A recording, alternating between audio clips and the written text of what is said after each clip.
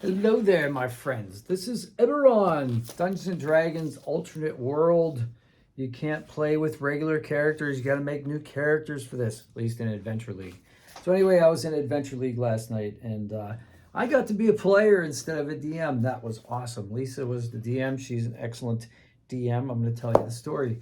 Some people like these videos. I make them more as a journal entry so that I can keep straight, like which days I played what. But if they're of any value to you, you know what to do. You can smash like and you can help me by doing that. So anyway, yeah, so we played Eberron, which was cool.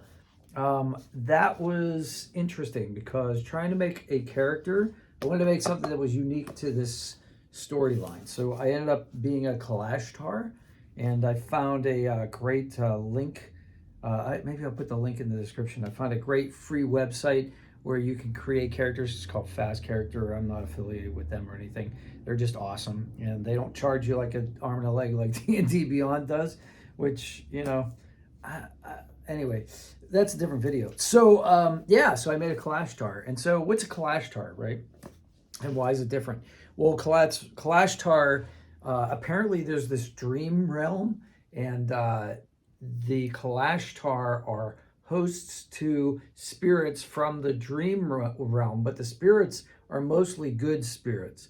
They got kicked out by the bad spirits in the dream realm. So now the dream realm is kind of the realm of nightmares. So all the good spirits who lost that battle are inhabiting these humanoid type figures.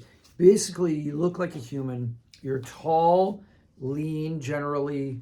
There's a table you can roll on for height and that sort of thing. But that Fast Character website just automatically did all that stuff for me, which was nice because I don't really think about that unless it's germane to my character. I forget to flesh out those kinds of things, but when it's on my character sheet, I can work with it. You know what I'm saying? Like if somebody says, gives me direction, right? Like an actor, you know, like I'm trying to be an actor. So like, you know, like this guy, he had one line and he made a lot out of that one line, that actor, right? Anyway, so the Kalashtar are basically like tall, lean. There's something about their eyes though. So like if they're having intense emotions, they look at you and then like you can see a little bit of a wisp of like fire or something like that in your eyes, and that's the soul that's co-inhabiting their body. And there's no direct communication between the two. Like one of my quirks was that I talk to mine, but mine doesn't talk back to me. At least I don't hear it. The other cool thing about this race, Kalashtar, is that you get to kind of like have mental communication with somebody that's within 10 feet of you. So that's cool. You get wisdom and charisma +1. In the arcane, unearthed arcane, you get another ability. I didn't want to use that finger. That you can apply to any score. In the original book, this book, it's 2 wisdom and 1 charisma. So check with the DM about Unearthed Arcana. And yeah, so it turned out to be pretty cool. We met a construct. That was neat. Anyway, let me tell you the story. So I did this kind of like classy character. We all come from this classy party. So it was me. There was a rogue who was poor and didn't really understand why. I guess he was said he was kind of casing the joint. There was a thunder cleric, a storm cleric, right? Tempest cleric, and he was there. I forget why he said he was there. His backstory.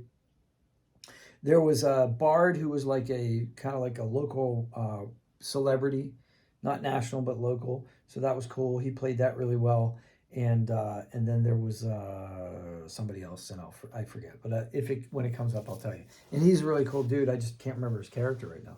Oh, he's an artificer. That's right. He was an artificer. So he actually like took something from here, and that's why like I guess Eberron doesn't go back to the regular Forgotten Realms kind of medieval setup, because the artificer, there's a lot of technology in this, and so it won't translate well. You can't just go back with a gun or a mechanical robot or something like that back into, I mean, you could, but like Adventure League doesn't let you do that. So anyway, the name of the scenario was Murder on the Skyway. And so there was a murder. We witnessed somebody on one of these large platforms that go between the different districts of the city And we witnessed that person being done in, and then the perpetrator smiling. We saw a big smile, and then jumping over the edge. And they had a blade that had been blackened to keep the sunlight from bleeding on it. Anyway, we come upon the body. We start trying to find identification papers, rifling through it, and the city watch comes up on us. Well, the city watch is corrupt, but there was one sergeant who was not corrupt, and Sergeant Cavill, he like ended up joining our party and escorting us around the city. So we were in the high class part of the city. Oh, we had to clear our name. We had 24 hours. And it was pretty cool. The DM had a little device where she had a little clock. Well, not a clock, but she had numbers like you would use for like a calendar. And she started at 24, and then we would do something. There was travel time to go from the different parts of the city because the city is layered in different layers, and travel between them cost time. And so we had 24 hours to clear our good names and find the perpetrator of these terrible events. And of course, now I'm looking for the map, and I can't find the map in the book. So as I keep talking, forgive me if I look down.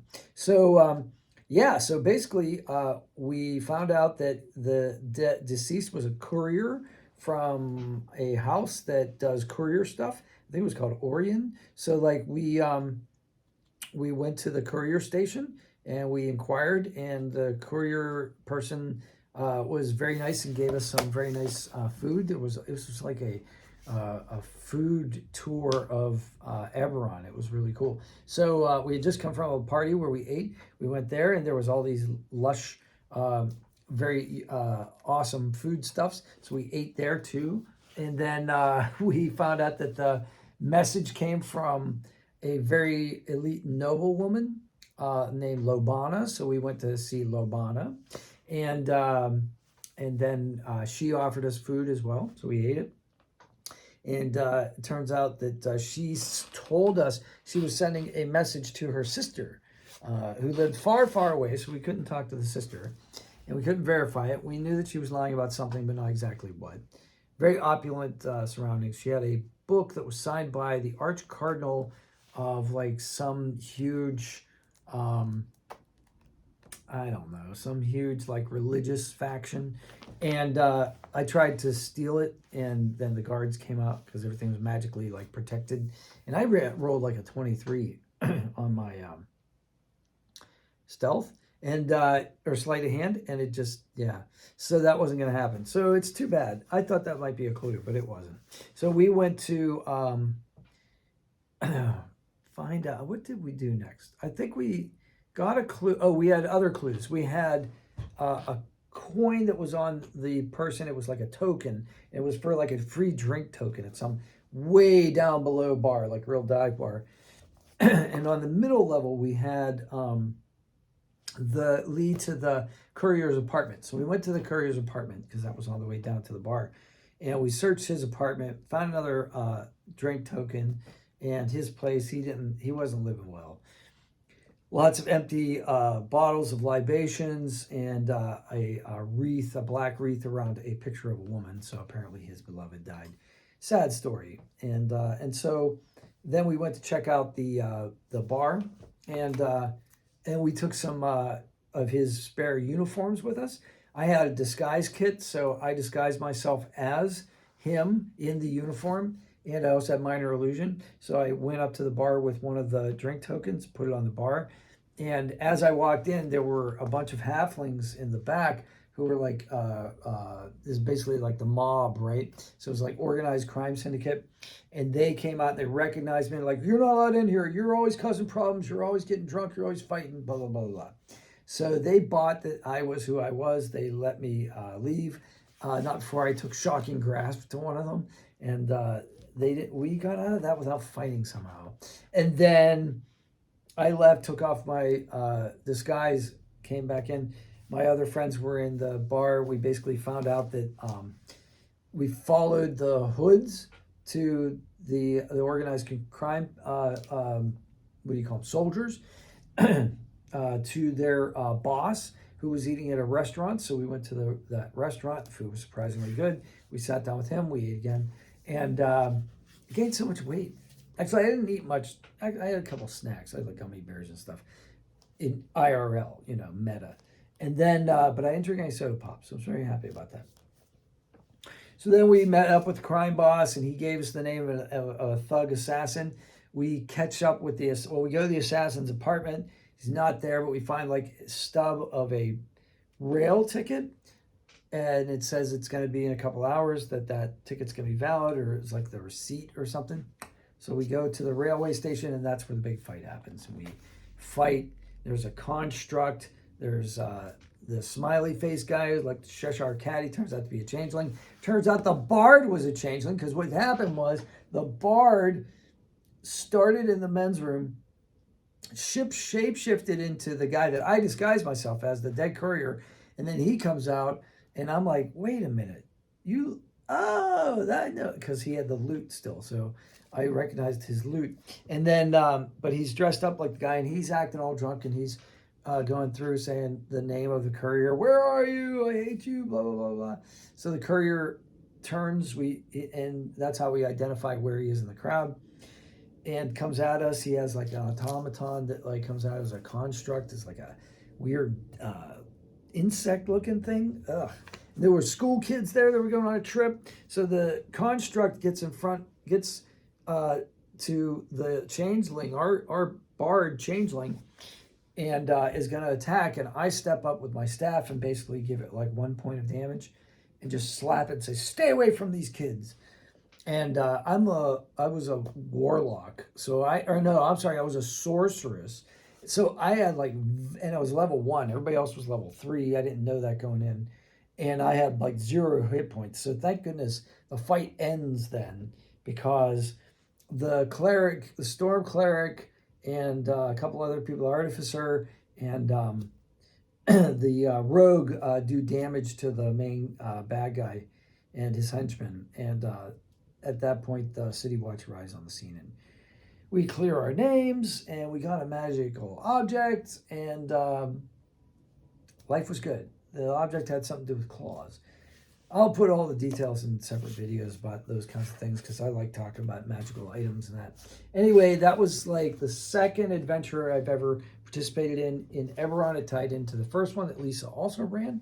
I have not run any of these yet, because I'm still familiarizing myself with the universe, but it's very interesting. There's like lycanthropy in here. There's shapeshifters. There are Kalashtar I told you about. And then there is what they call dragon marks. And dragon marks are kind of like tattoos. Each house has one, but they grant certain powers, certain spells, that sort of thing. And it's like Dune. There's all these different houses, and each one has a certain aspect that it controls. Like the one house controls all of the sky and ocean and the transportation. The other one is the ground, and the courier guy was with those guys. It was like their UPS or FedEx ground. And then there was the underbelly, that was a different house, and et cetera, et cetera. But anyway, I thought it was fun. Tell me about your Eberron experiences. I'd love to talk to you about it. And this video has gone on long enough, so I will see you on the next one. Have a great day.